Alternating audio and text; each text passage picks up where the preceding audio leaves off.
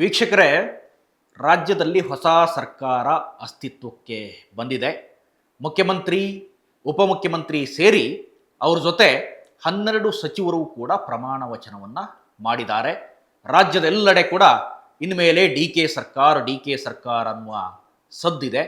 ಅದರ ನಡುವೆ ಅಸಮಾಧಾನ ಕೂಡ ಸ್ಫೋಟಗೊಂಡಿದೆ. ರಾಜ್ಯ ರಾಜಕಾರಣದಲ್ಲಿ ಈಗ ಕಾಂಗ್ರೆಸ್ ಎಲ್ಲವನ್ನೂ ಕೂಡ ಸರಿಯಾಗಿ ನಿಭಾಯಿಸಿತ್ತು. ಸಿದ್ದರಾಮಯ್ಯವರನ್ನ ಇಳಿಸೋದ್ರಿಂದ ಡಿ ಕೆ ಶಿವಕುಮಾರ್ ಅವರನ್ನ ಏರಿಸುವ ಮಟ್ಟದಲ್ಲಿ ಎಲ್ಲೂ ಕೂಡ ಕಾಂಗ್ರೆಸ್ ಚಾಚೂ ತಪ್ಪದ ನಡೆ, ಅಂದರೆ ವಿರೋಧ ಪಕ್ಷಗಳಿಗೆ ಎಲ್ಲೂ ಕೂಡ ಟೀಕೆ ಮಾಡೋದಕ್ಕೆ ಅವಕಾಶ ಕೊಟ್ಟಿಲ್ಲ. ಅಷ್ಟು ಸ್ಮೂತ್ ಗೋಯಿಂಗ್ ಅಂತ ಹೇಳ್ಬೋದು. ಆ ರೀತಿ ನಡೆಯನ್ನ ಅನುಸರಿಸಿತ್ತು.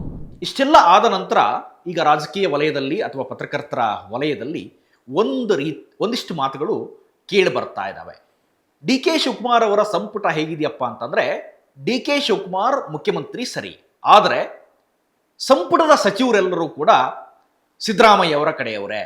ಡಿ ಕೆ ಮುಖ್ಯಮಂತ್ರಿ, ಸಂಪುಟ ಸಿದ್ದರಾಮಯ್ಯ ಅವರದು. ಈ ರೀತಿ ಮಾತುಗಳು ಕೇಳಿ ಬರ್ತಾ ಇದ್ದಾವೆ. ಅಂದ್ರೆ old wine in a new bottle ಅನ್ನೋದು. ಅಂದ್ರೆ ಏನೂ ಕೂಡ ಬದಲಾವಣೆ ಇಲ್ಲ. ಮಿನಿಸ್ಟರ್ಗಿರಿಯಲ್ಲಿ ಯಾವುದೇ ಬದಲಾವಣೆ ಆಗಿಲ್ಲ. ಸಿದ್ದರಾಮಯ್ಯ ಅವರ ಬದಲಾಗಿ ಯತೀಂದ್ರ ಸಿದ್ದರಾಮಯ್ಯ ಒಬ್ಬರು ಬಂದಿದ್ದನ್ನು ಹೊರತುಪಡಿಸಿ ಉಳಿದ ಎಲ್ಲ ಮುಖಗಳು ಅವರೇ ಅಂತ ಗೊತ್ತಾಗ್ತಾ ಇದೆ. ಇನ್ನು ಬಣದ ವಿಚಾರದಲ್ಲಿ ನೋಡೋದಾದ್ರೆ, ಯಾರ್ಯಾರ ಬಣದಲ್ಲಿ ಎಷ್ಟು ಸಚಿವರಾಗಿದ್ದಾರೆ ಅಂತ ನೋಡಿದ್ರೆ, ಸಿದ್ದರಾಮಯ್ಯ ಬಣದಲ್ಲಿ 7 ಜನ ಸಚಿವರಾಗಿದ್ದಾರೆ.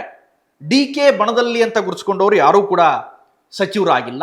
ಉಳಿದೆಲ್ಲರೂ ಕೂಡ ಹೈಕಮಾಂಡ್ ಪರವಾದವರು. ಯಾರ್ಯಾರಿಗೆ ಯಾವ್ಯಾವ ಖಾತೆ ಅನ್ನೋದನ್ನು ನೋಡೋದಾದ್ರೆ, ಜಿ ಪರಮೇಶ್ವರ್ ಅವರಿಗೆ ಕಂದಾಯ ಖಾತೆ, ಹಾಗೆ ಕ್ರೀಡಾ ಮತ್ತು ಯೋಜನಾ ಸಬಲೀಕರಣ ಕೊಡಲಾಗಿದೆ. ಪ್ರಿಯಾಂಕ್ ಖರ್ಗೆ ಹೇಳಿ ಕೇಳಿ ಗೃಹ ಖಾತೆಯನ್ನು ತೆಗೆದುಕೊಂಡಿದ್ದಾರೆ ಮತ್ತು ITBT ಖಾತೆಯನ್ನು ಕೂಡ ಜೊತೆಗಿಟ್ಕೊಂಡಿದ್ದಾರೆ.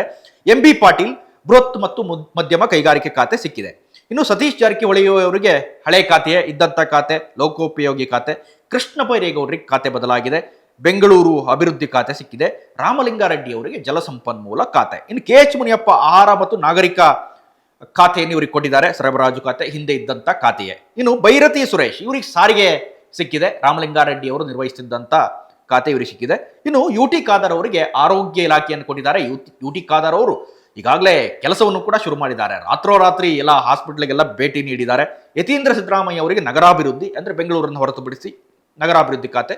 ಶರಣ್ ಪ್ರಕಾಶ್ ಪಾಟೀಲ್ರಿಗೆ ಅದೇ ಖಾತೆ, ವೈದ್ಯಕೀಯ ಶಿಕ್ಷಣ ಖಾತೆ. ಈಶ್ವರ್ ಖಂಡ್ರೆ ಅವರಿಗೆ ಗ್ರಾಮೀಣ ಅಭಿವೃದ್ಧಿ ಖಾತೆ. ಇನ್ನು ಯಾರ್ಯಾರ ಕಡೆಯವ್ರಿಗೆ ಖಾತೆ ಸಿಕ್ಕಿದೆ, ಸಿದ್ದರಾಮಯ್ಯ ಅವರು ಹೆಂಗೆ ಸಫಲ ಆಗಿದ್ದಾರೆ ಅನ್ನೋದನ್ನು ನಿಮ್ಗೆ ಹೇಳೋದಾದ್ರೆ, KJ ಜಾರ್ಜ್ ಸಿದ್ದರಾಮಯ್ಯ ಅವರ ಜೊತೆಗೆ ಇರುವಂಥ ವ್ಯಕ್ತಿ, ಯಾವಾಗಲೂ ಅವ್ರಿಗೆ ಖಾತೆ ಸಿಕ್ಕಿದೆ. MB ಪಾಟೀಲ್ರಿಗೂ ಕೂಡ ಖಾತೆಯನ್ನು ಕೊಡಿಸೋದ್ರಲ್ಲಿ ಸಿದ್ದರಾಮಯ್ಯ ಸಫಲ ಆಗಿದ್ದಾರೆ. ಕೃಷ್ಣ ಬೈರೇಗೌಡರಿಗೂ ಕೂಡ ಖಾತೆಯನ್ನ ಕೊಡಿಸಿದ್ದಾರೆ. ಇನ್ನು ಬೈರತಿ ಸುರೇಶ್ ಇವರಿಗೂ ಕೂಡ ಸಿದ್ದರಾಮಯ್ಯ ಅವರ ಕಡೆಯ ಕ್ಯಾಂಡಿಡೇಟ್ ಇವರಿಗೂ ಖಾತೆ ಸಿಕ್ಕಿದೆ. ಯತೀಂದ್ರ ಸಿದ್ದರಾಮಯ್ಯ ಅವರಿಗೆ ಖಾತೆ ಕೊಡೋದ್ರಲ್ಲಿ ಸಿದ್ದರಾಮಯ್ಯ ಸಫಲ ಆಗಿದ್ದಾರೆ.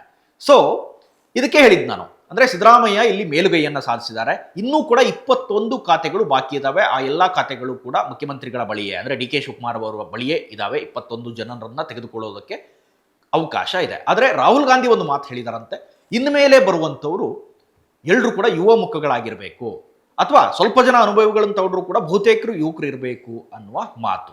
ಸೊ ನೋಡಿ, ಈ ಖಾತೆ ಲಿಸ್ಟಲ್ಲಿ ನೀವು ಗಮನಿಸಿದ್ರೆ ಡಿ ಕೆ ಶಿವಕುಮಾರ್ ಅವರ ಕಡೆ ಅಥವಾ ಅವರ ಬೆನ್ನಿಗೆ ನಿಂತಿದ್ರಲ್ಲ, ಆ ಯಾವ ಶಾಸಕನಿಗೂ ಇದುವರೆಗೂ ಮಂತ್ರಿಗಿರಿ ಸಿಕ್ಕಿಲ್ಲ.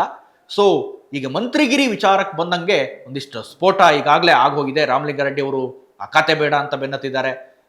ಸೊ ಇನ್ನು ಉಳಿದಂತೆ KH ಮುನಿಯಪ್ಪ ಕೂಡ ಅದನ್ನ ಬೆನ್ನತ್ತುವ ಸಾಧ್ಯತೆ ಇದೆ. ಕೃಷ್ಣ ಬೈರೇಗೌಡರು ಬೇಸರ ಆಗಿದ್ದಾರಂತೆ, MB ಪಾಟೀಲ್ರು ಬೇಸರ ಆಗಿದ್ದಾರಂತೆ. ಸೊ ಒಟ್ಟಾರೆ ಡಿ ಕೆ ಶಿವಕುಮಾರ್ ಅವರಿಗೆ ಈಗ ಚಾಲೆಂಜ್ ಎದುರಾಗುವಂತ ಸಾಧ್ಯತೆ ಇದೆ. ಇದಿಷ್ಟು ಈ ಕ್ಷಣದ ಅಪ್ಡೇಟ್ಸ್. ಇಂಥದ್ದೇ ಮತ್ತಷ್ಟು ಕಂಟೆಂಟ್ಗಾಗಿ ನೋಡ್ತಾ ಇರಿ ಸುಮನ್ TV ಕನ್ನಡ. ಹಾಗೆಯೇ ನೀವೇನಾದರೂ ನಮ್ಮ ಚಾನಲ್ನ ಸಬ್ಸ್ಕ್ರೈಬ್ ಮಾಡಿಲ್ಲ ಅಂತಾದರೆ ದಯವಿಟ್ಟು ಈ ಕೂಡಲೇ ಸಬ್ಸ್ಕ್ರೈಬ್ ಮಾಡಿ, ಶೇರ್ ಮಾಡಿ, ಲೈಕ್ ಮಾಡಿ ಮತ್ತು ಕಮೆಂಟ್ ಮಾಡೋದನ್ನು ಮರಿಬೇಡಿ.